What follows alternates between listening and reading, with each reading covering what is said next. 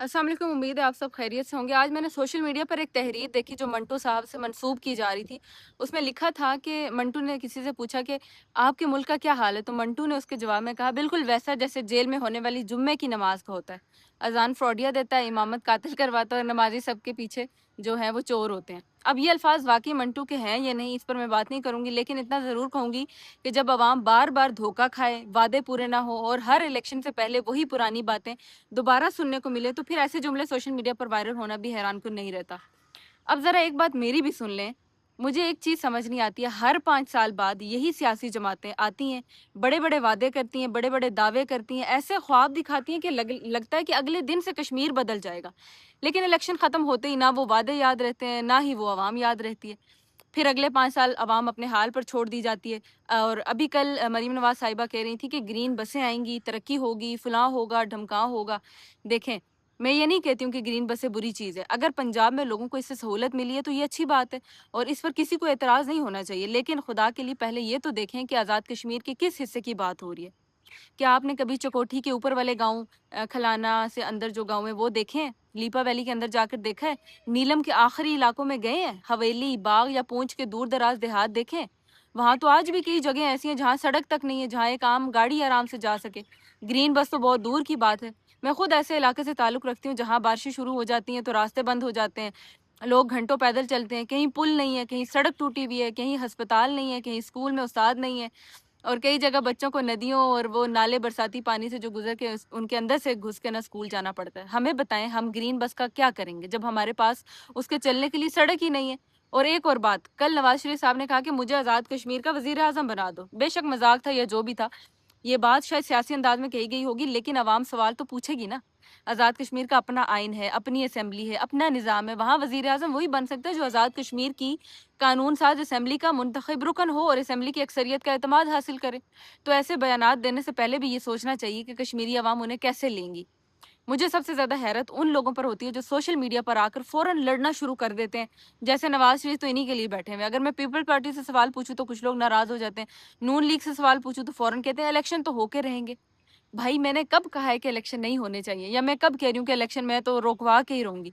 मैं तो सिर्फ़ ये पूछ रही हूँ कि इलेक्शन के बाद भी आप लोगों को आवाम याद रहेगी या फिर 5 साल बाद दोबारा यही वादे लेकर मुँह उठा के आ जाएँगे? और खुदा के लिए एक बात का जवाब दे दें, क्या हुकूमत सिर्फ़ उस इलाके की होती है जिसने आपको वोट दिया हो? अगर किसी गाँव ने आपको वोट नहीं दिया, फ़र्ज़ कर लें, तो क्या वहाँ सड़क नहीं बननी चाहिए? क्या वहाँ अस्पताल नहीं होना चाहिए? क्या वहाँ बच्चों को तालीम नहीं मिलनी चाहिए?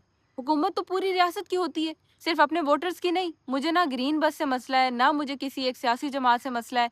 मसला सिर्फ़ ये है कि हमारे असल मसाइल को छोड़कर हमें वो ख्वाब दिखाए जा रहे हैं, जिनका हमारी रोज़मर्रा ज़िंदगी से दूर-दूर तक से कोई ताल्लुक ही नहीं है। पहले हमें महफूज सड़कें दे दें, अस्पताल दे दें, स्कूल्स दे दें, रोज़गार दें नौजवानों को, इंटरनेट दे दें, साफ़ पानी दे दें, फिर ग्रीन बस भी ले आएँ। हमें कोई एतराज़ नहीं होगा। आखिर में ये इतना ज़रूर कहना चाहती हूँ कि खुदारा अवाम को कम से कम इतना कमज़ोर ना समझे कि वो हर इलेक्शन से पहले वही पुराने वादों पर दोबारा यकीन कर ले। कश्मीरी अवाम अब सवाल पूछ रही है और सवाल पूछना ना जुर्म है, ना गद्दारी है, ये हर शहरी का हक है। अब कुछ लोग आके उठ के बोलेंगे जी आप ऐसे कर रही हैं, आप वैसे कर रही हैं, इलेक्शंस हो करेंगे, आप फ़साद फैला रही हैं। तो देखें पहली बात तो ये कि मैं इस चीज़ के बिल्कुल हक़ में हूँ कि जब आज़ाद इधर पंजाब में, इस्लामाबाद में जो बसेस चल रही हैं, ग्रीन बसेस चल रही हैं, मेट्रो बस चल रही है। मरीम नवाज़ साहिबा ने कहा ना कि उसमें इतना एसी चल रहा होता है कि लोगों को वो सो जाते हैं और उनको जगाया जाता है, भाई उठ जाओ तुम्हारा स्टेशन आ गया है, तुम्हारा मंज़िल पहुँच गई है, उठ जाओ अब। तो इस बात से तो मैं इत्तेफ़ा बिल्कुल नहीं करती हूँ, बेशक उस बस में एसी होता है, लेकिन वो एक सहूलत है, बहुत बड़ी सहूलत है कि 20-30 रुपए दे के आप अपनी मंज़िल पे पहुँच जाते हैं गरीब अवाम। मैंने खुद उस बस में मेट्रो बस में बहुत सफ़र किया है, मैं नमल यूनिवर्सिटी जाती थी जब, तो 6 महीने मैंने उस बस में सफ़र किया है, लेकिन खड़े होके जाते थे क्योंकि जगह नहीं होती थी। 10 बंदों की सीट्स है ना फॉर एग्ज़ाम्पल तो वहाँ पे 100 बंदा घुसाया हुआ होता है और गर्मी में आप जस्ट इमेजिन कि वहाँ पे इतनी ख़वातीन हैं, स्वेटिंग की स्मेल, आपके मुँह से जो स्मेल, हर चीज़ मतलब आप इमेजिन कर लें कि मैं क्या बात करना चाह रही हूँ। तो ऐसे में एसी काम नहीं करता है। इतनी भी यहाँ पे वो नहीं है कि आप कहें कि एसी में बंदा सो ही जाए, सोने वाले हालात तो नहीं है।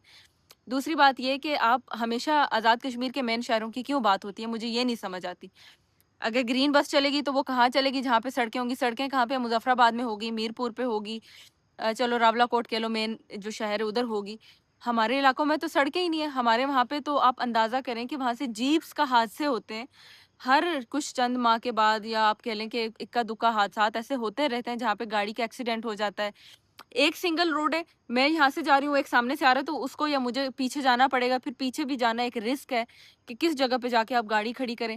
اور اتنے برے حالات ہیں وہاں پہ. ہمارے یہاں پل نہیں ہے، لوگوں نے کیا کیا ہوا ہوتا ہے وہاں پہ، وہ جب ہمارے وہاں پہ درخت کاٹتے ہیں تو اس میں سے نا ایک لکڑی نکالی جاتی ہے، ایک لمبی سی لکڑی جو پراپر ایک اسکوئر ٹائپ میں ہوتی ہے، شیپ میں ہوتی ہے، اور پھر اس کو دو پتھروں کے درمیان میں کھڑا کر دیا جاتا ہے اپنی مدد آپ کے تحت. ٹھیک ہے، وہ ایک عارضی لوگوں نے اپنے لیے بیچاروں نے، اب کیا کریں، پانی میں سے گھس کے جائیں، لوگ گر جاتے ہیں، چوٹیں لگ جاتی ہیں، مویشی بہ جائیں، اور بڑا نقصان ہوتا ہے. مالی نقصان ہوتا ہے تو ہے ہی ہے، لیکن جانی نقصان بھی ہو سکتا ہے، اور ہوا بھی ہے. کھلانا میں ایک جگہ ہے جندر بین، وہاں پہ جانی نقصان ہوا ہے، وہاں پہ 3 خواتین تھیں جن کی شہادت ہوئی ہے. تو اب پھر کیا ہوتا ہے کہ جس ٹائم یہ مونسون کی بارشیں ہوتی ہیں، وہ پہاڑوں سے سارا پانی اکٹھا ہو کے جب نالے میں آتا ہے تو وہ ایک سیلاب کی صورت بن جاتا ہے.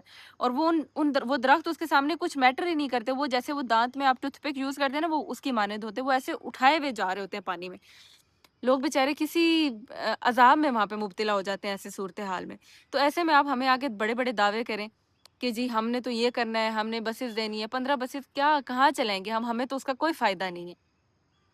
مظفر آباد میں آلریڈی لوگوں کے پاس، کئی لوگوں کے پاس اپنی گاڑیاں ہیں، وہاں پہ رکشاز چل رہے ہیں، وہاں پہ دوسری گاڑیاں ٹیکسیز ہوں گی، ہر چیز ہے وہاں پہ. گرین بسز کی مجھے نہیں سمجھ آ رہی کہ آپ کہاں چلائیں گے. دوسری بات یہ کہ کل اسٹیج کے اوپر سے بچے سے نعرہ لگوایا گیا، جو امیر مقام صاحب ہیں انہوں نے 5,000 روپے کا نوٹ بچے سے نکال کے دیا، لیکن بچے من کے سچے، اس نے تو وہی نعرہ لگایا جو اس کے دل کو پسند ہے. تو اب آپ کیا کر سکتے ہیں؟ آپ نے وہ کے پی کے ایک بندہ اٹھا کے لا کے جلسہ گاہ میں بٹھا دیا، اور وہ پٹھان بھائی بیچارہ کہہ رہا ہے جی نواز شریف صاحب سے محبت ہے اور وہ ہمیں یہاں کھینچ کے لے آئیے. پھر اسی طرح بھی بس سہولت کار ہیں بیچارے، غریب لوگ ہیں، دہاڑی دار ہیں، ان کو پیسے چاہیے، غریب لوگ ہیں نا، تو وہ پیسے دے کے پھر آ ہی جاتے ہیں. دوسری بات جو سب سے امپورٹنٹ یہ ہے کہ آزاد کشمیر میں آپ کو پتہ ہے پچھلے کوئی 45 دن ہونے والے، 40-45 کے، وہاں پہ انٹرنیٹ کی سہولیات بند ہیں، وہاں پہ ہر چیز بند ہے. لیکن مریم نواز صاحبہ جب آزاد کشمیر میں پاکستان مسلم لیگ نون جلسہ کرنے جا رہی ہے تو وہاں پہ ڈی این جیز جو ہیں گاڑیاں وہ پہلے پہنچ چکی ہیں، ان کے اس جلسے کو لائیو کوریج دی جا رہی ہے، اور ہر چیز وہاں پہ انٹرنیٹ بھی میسر ہے. یہ کیسا دوہرا تضاد ہے؟ اور مجھے تو شرم آتی ہے ان کشمیریوں کے اوپر جو خود کو کشمیری بھی کہتے ہیں، جو اپنے آپ کو محب وطن بھی کہتے ہیں، اور وہ ان کے جلسوں میں بھی جا رہے ہیں جانتے ہوئے کہ انہوں نے ہمارے ساتھ کیا کیا ہے.